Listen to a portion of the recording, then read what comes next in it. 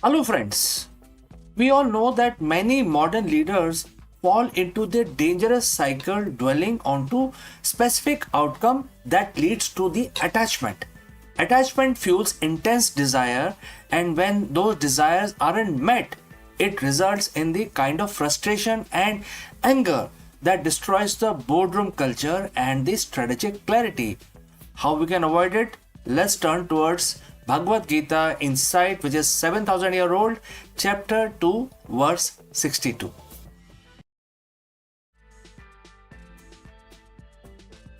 Good morning, good afternoon, or good evening, wherever you are joining us from. Welcome to the crucial conversation for every leader, every CEO, every founder striving for excellence.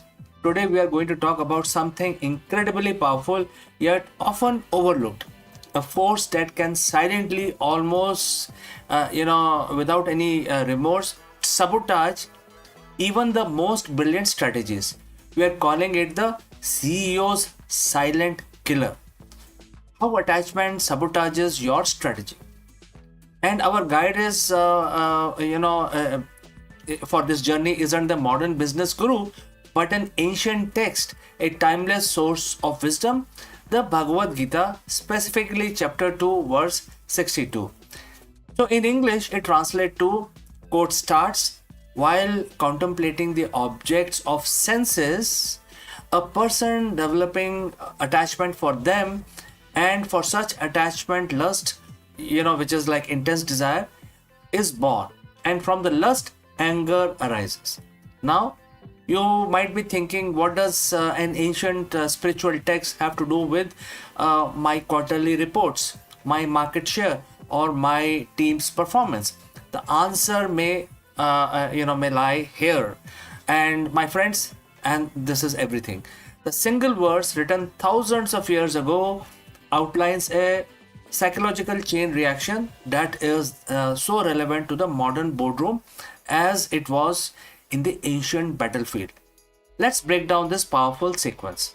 First, contemplation of sense object, which means in the context of a CEO, sense objects aren't just physical pleasures, they are the target, the outcomes, the narratives we build in our mind.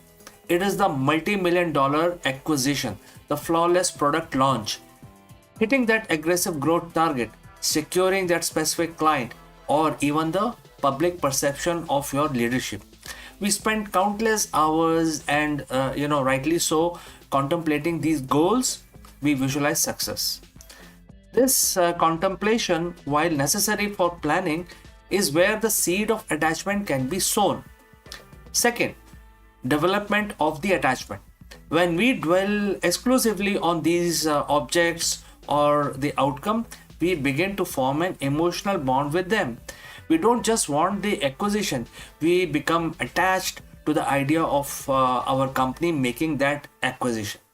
We just don't aim for the growth target. We become attached to the idea of our team achieving that specific number, perhaps because of its means of our bonus, our reputation, or our legacy. The attachment is subtle. It feels like commitment, like a drive, but there is a crucial difference. Commitment focuses on the process and effort, while attachment is fixated on the specific outcome, irrespective of evolving circumstances. Third is the birth of the intense desire. In Sanskrit, this is known as kama. From this attachment, intense desire or the kama is born. This isn't an healthy ambition, it's a craving, a strong, almost desperate need for that outcome to manifest exactly as we have envisioned it. This desire can become all consuming, overshadowing rational thought and objective assessment. Imagine a CEO negotiating a critical deal, and if they are attached to closing this specific deal at any cost, their intense desire will blind them to red flags, make them overlook better alternatives, or lead them to concede too much. Their strategy shift from objective evolution to desperate pursuits. Fourth is arising of anger or Frustration. So in Sanskrit, this is known as krodh, which is anger. And here is a silent killer part. When the intensely desired, deeply attached to the outcome doesn't materialize or doesn't materialize exactly as you planned, what happens? Frustration, resentment, anger. This isn't just a personal emotional outburst. In a CEO, this anger or the frustration can manifest in devastating ways. Things like rash decisions, lashing out, firing people prematurely, abandoning a viable strategy too soon. And then next is blame game. You know, externalizing failure instead of learning from it. Burnout. The emotional toll of constantly chasing unfulfilled desire is immense, leading to fatigue and poor judgment. Damaged culture.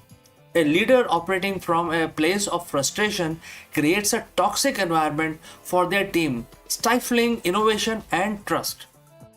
Sabotage strategy. The original well thought out strategy got derailed by the emotional reactivity, lack of objectivity, or an inability to pivot gracefully. Think about it. How many brilliant strategies have been undermined not by the external competition but by the internal emotional turmoil stemming from the attachment? A founder attached to their original product vision that they ignore market feedback and pivot too late. A CEO as so attached to specific growth target, they pushed unsustainably and because of the bad practices, leading to long term damage. A leader so attached to particular employees performance that they fail to make necessary tough decisions for the team's good. I think we know all this. There are favored employees everywhere in every company. So what is the solution? Gita doesn't advocate for apathy or lack of ambition. Quite the contrary, it teaches strategic detachment. This is not about not caring, it's about caring deeply about the process, the effort, and the values, while remaining flexible and objective about the outcome. And here is how the modern leaders can cultivate strategic detachment inspired by the ancient wisdom. First, focus on the process, not the price. Shift your mental energies from constantly visualizing the win to meticulously perfecting the game. Focus on building robust system, empowering your teams, fostering innovation, and delivering constant value, which is consistent to your vision as well. The outcome becomes a natural consequence of exceptional processes. Second, embrace flexibility and adaptability. Understand that the market, technology, and human behavior are constantly changing. Your strategy must be, like a living document, not a rigid decree. When you are attached from a specific outcome, you're free to you're detached basically to a specific outcome. You're free to pivot, iterate, and even abandon a failing path without ego or anger. Third is cultivate emotional intelligence and self-awareness. Regularly check in with your own emotions. When you feel that the intense craving, that burning desires, or that rising frustration, please pause. Ask yourself, am I reacting from a place of attachment or from objective strategic assessment? Mindfulness practice, even just 5 minutes a day, can dramatically increase this self-awareness.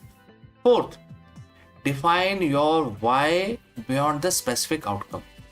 Why are you leading this company? What problem are you solving? What value are you creating?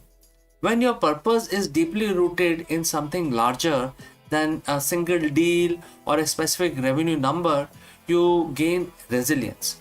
If one path closes, your deeper why empowers you to find another equally impactful route.